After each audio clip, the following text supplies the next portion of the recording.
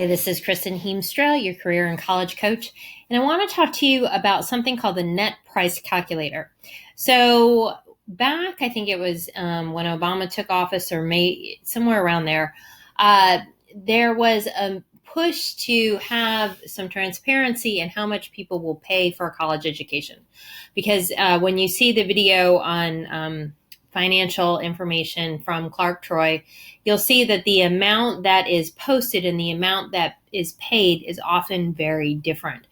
So you need to be able to figure out how much an actual education is going to be costing you per year. So the net price calculator was born out of this. And each college and university is required to have it. So what is the net price? It is this. It's the combination of tuition, room and board. So that's your full price minus scholarships and grants. So that ends up, so tuition, room and board minus scholarships and grants is your net price for this. So it is the amount that a student pays to attend an institution in a single academic year after subtracting scholarships and grants. I pulled this off of a website from the U.S. Department of Education, and they have some very short, interesting videos on it. What I want you to see, and I started this process for Davidson College. Davidson is a private, it's one of the kind of elite private schools in the state of North Carolina. And I wanted you to be able to see what it looks like in order as you fill this information out. So how much the net price calculator, by the way, is very good for families where the parents are still together. If you are a split family, then it's not necessarily as accurate.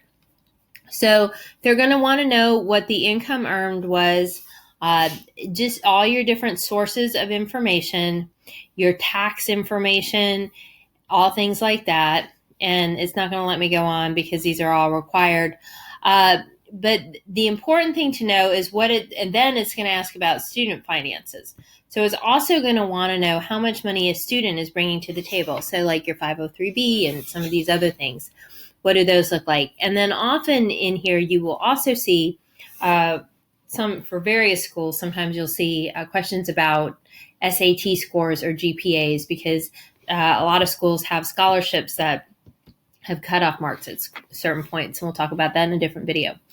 When you fill all of this out, what you're going to end up with is the amount that the school is going to expect you to come up with to go to the school.